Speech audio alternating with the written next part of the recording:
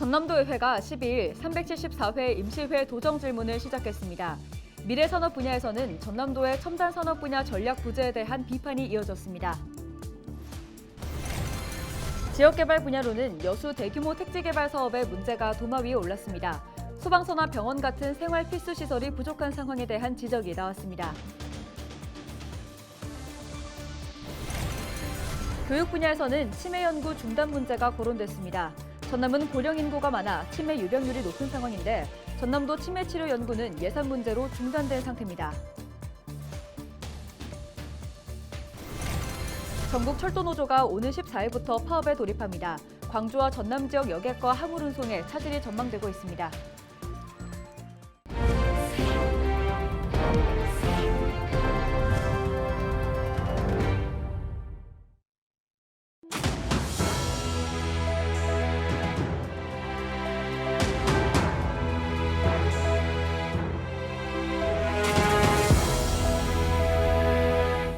시청자 여러분 안녕하십니까? 헬로티비 전남뉴스입니다. 전남도의회가 12일 374회 임시회 도정 질문을 시작했습니다. 전남 도정 전반에 대해 신랄한 지적과 질타가 이어졌는데요. 임형석 의원은 전남도의 반도체 특화단지 지정 공모 실패에 대해 쓴소리를 냈습니다. 서경 기자가 취재했습니다. 광주시와 전남도가 민선 8기 상생 1호 협력 사업으로 추진해온 반도체 특화단지 지정 사업.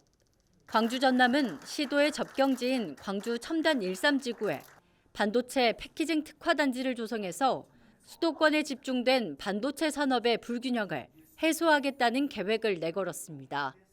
광주에 입주해 있는 전 세계 2위 엠코라는 기업을 중심으로 연관 기업들의 입주를 유도해 반도체 산업 생태계를 만들겠다는 구상이었습니다. 기업 엠코는 반도체 칩을 하나씩 잘라 포장 조립하는 기술을 가지고 있는데 광주 전남은 이 기술을 특화시키겠다는 보관이었습니다. 그러나 산업통상자원부가 반도체 특화단지로 용인과 평택, 구미를 선정하면서 광주 전남은 고배를 마셨습니다. 임형석 전남도 의원은 12일 열린 도정 질문을 통해 반도체 특화단지 지정이 무산된 주요 원인으로 무리한 사업 추진을 꼽았습니다. 본 의원은 지사님과 우리 강기정 시장의 그 상생 1호 협력 사업이라는 그 성과를 위해서 광역 공동지원이라는 명분으로 좀 반도체 특화단지를 좀 무리하게 준비하시지 않았나 이런 생각을 좀 듭니다. 반도체 같은 경우는 이번을 계기로 해서 저희 지역이 의원님 알다시피 반도체에 대한 생태계가 전혀 없는 상황이기 때문에 그러니까 우리 영역을 확대해보자. 광주 전남은 반도체 예. 산업 쪽에서 거의 불모지 수준입니다. 예, 그런데 왜 반도체를 신청하셨냐고 제가 불모지라 해서 가만히 있으면 되겠습니까? 다음으로는 전남 2차 전지 산업 육성 계획에 대한 질의가 이어졌습니다. 최근 5년 동안 2차 전지 기업들의 전남 투자는 모두 16건, 전체 4조 2천억 원대의 투자 협약이 체결된 상태입니다. 반도체와 달리 2차 전지 사업은 광양만권을 중심으로 안정적인 산업 생태계가 구축돼 있는 상황. 임 의원은 문어발식 사업 확장이 아닌 전남이 잘하고 잘할 수 있는 산업에 대한 선택과 집중의 중요성을 꼬집었습니다. 우리가 반도체보다는 좀 2차 전지 쪽으로 좀 관심을 더 두고 심혈을 기울였다면 좀 2차 전지가 더 되지 않았을까요? 가능성이? 광양만권 중심으로 이미 클러스터링이 돼 있고 국가적으로도 경쟁력이 충분히 확보돼 있습니다. 결과적으로 이제 얼마는 없습니다만은 업닥에서 저희들의 생태계가 업닥에서 포기한 게 아니고 그 특화단지를 통해서 새로운 생태계를 만들어가고자 하는 겁니다. 광양만권을 중심으로 한 2차 전지 산업 생태계를 기반으로 기회발전 특구 지정을 추진하고 불모지인 반도체 산업은 특화단지 지정 공모에 재도전하겠다는 전남도. 전남 미래 먹거리 산업의 방향성에 대한 신중한 접근이 필요하다는 지적이 이어지고 있습니다. 헬로티비 뉴스 서경입니다. 이어서 이번 전남도의회 도정 질문에서 제기된 지역개발 분야도 살펴보겠습니다. 전남 여수에서는 대규모 택지 개발이 추진되고 있는데요. 생활 기반 시설 부족과 개발 이익금 활용 방안 등에 대한 질의가 이어졌습니다. 송하영 기자의 보도입니다. 택지 개발이 한창인 여수 소라면 중립리 일원입니다. 전남도가 도농 복합형 도심을 조성하기 위해 지난 2019년부터 개발을 시작한 곳입니다. 전체 규모는 99만여 제곱미터로 5,700여 세대, 13,000여 명이 거주할 수 있습니다. 이르면 내년부터 공급이 시작되는데 택지 개발 사업을 놓고 생활 필수 시설이 부족하다는 문제점이 제기됐습니다. 화재가 발생할 경우 즉시 출동할 수 있는 소방서를 비롯해 병원 등이 들어설 부지를 확보하지 못한 겁니다. 우리가 다쳤을 때, 위급했을 때 가서 치료받을 수 있는 병원 하나라도 화재가 나거나 그랬을 때도 119 안전센터 같은 거 얻는 것보다 있는 게 훨씬 많잖아요. 전남도는 앞서 토지 이용에 대한 수요 조사 결과 반영되지 않은 것으로 보인다고 답변했습니다. 지금 당장은 없더라도 필요하다고 생각하면은 필요 부지를 지정을 해 놓을 수 있다 이렇게는 생각이 돼요. 개발이익금 활용 계획도 도마 위에 올랐습니다.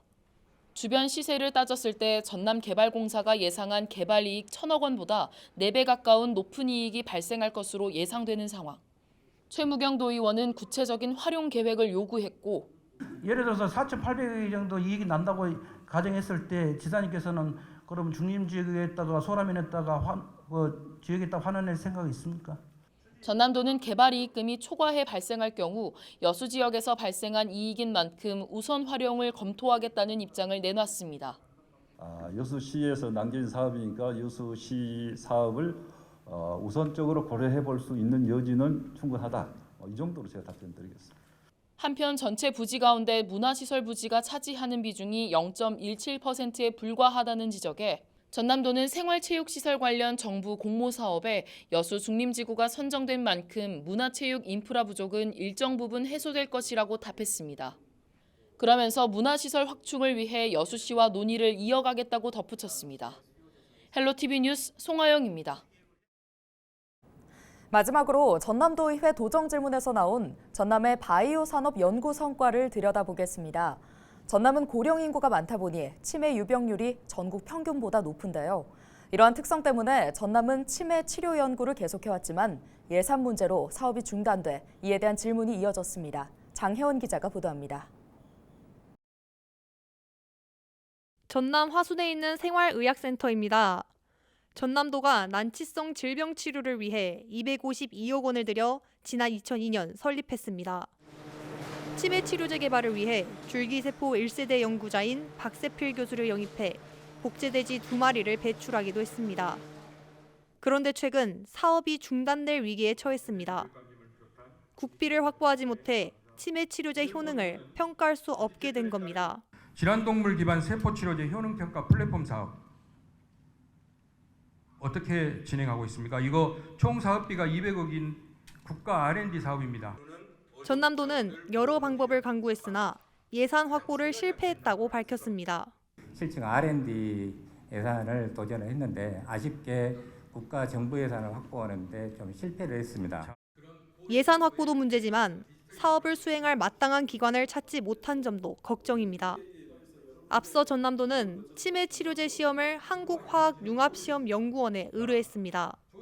하지만 몇 차례 시험에 실패한 융합시험연구원이 손을 놓겠다고 밝히면서 사업 추진에 난항을 겪고 있습니다. 전남도는 정부 예산 확보에 재도전하고 새로운 연구 수행 기관을 찾아본다는 계획이지만 상황은 녹록치 않아 어려움은 계속될 전망입니다. 헬로티비 뉴스 장혜원입니다.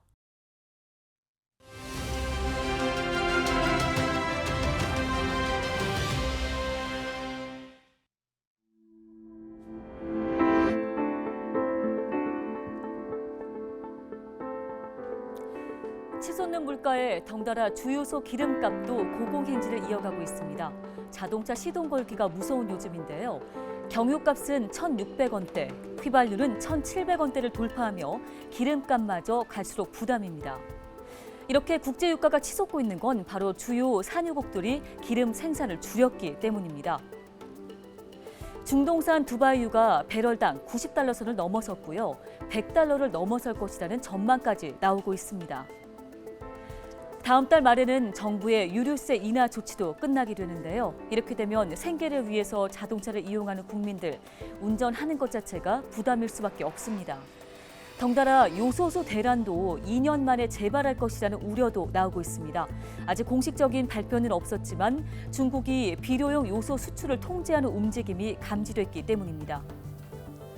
일단 우리 정부는 문제가 없다고 밝혔습니다. 다만 차량이나 산업용은 중국의 의존도가 90%대로 비중이 높기 때문에 철저히 대비하시는 게 좋겠습니다. 지금까지 데일리 브리핑이었습니다.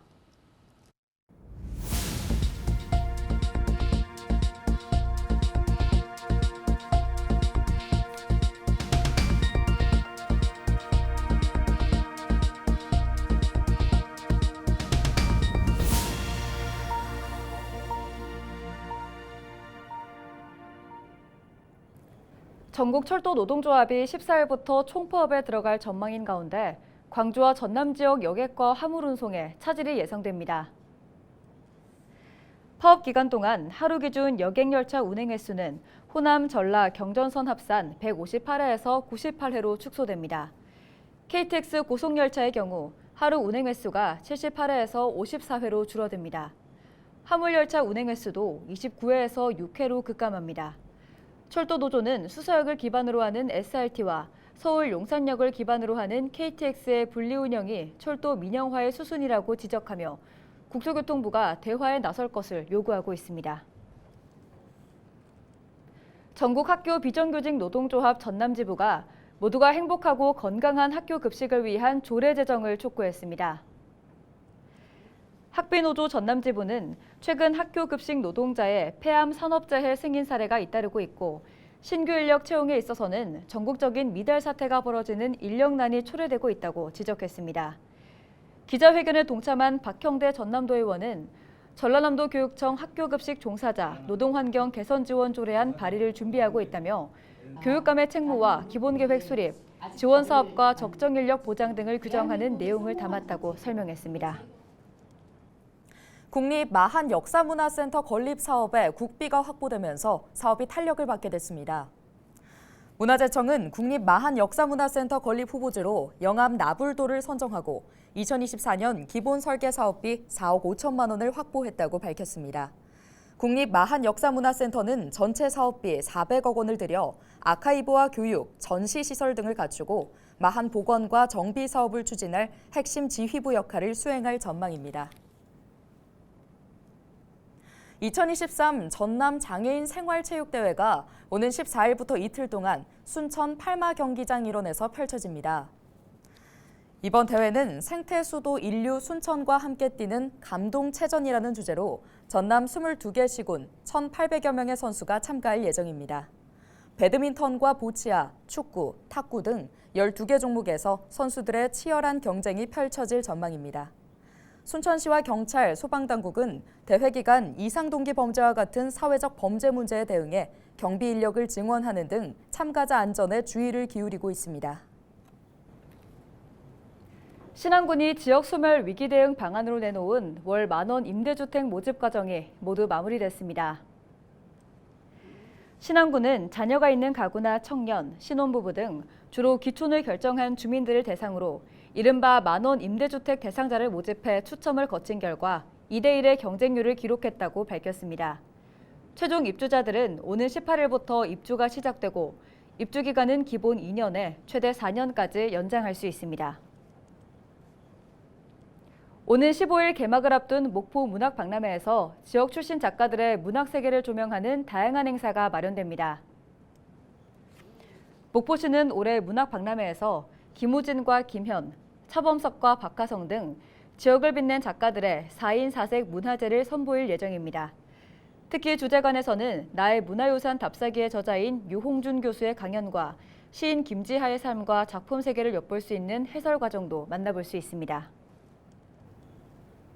전남 목포에서 청년 어업인을 육성하기 위한 지방 조례가 마련돼 눈길을 끌고 있습니다. 유창훈 목포시의원이 대표 발의한 조례안을 보면 목포시가 청년 어업인 육성을 위해 적극 노력하고 전문성을 높이기 위한 교육과 각종 지원 시책을 발굴하는 내용을 담고 있습니다. 특히 청년 어업인 육성과 지원에 앞서 청년 어업 현황을 파악하기 위한 실태 조사 기준도 조례안에 담겼습니다. 요리 연구가로 알려진 이혜정 씨가 목포시에 고향 사랑 기부금 100만 원을 기탁했습니다.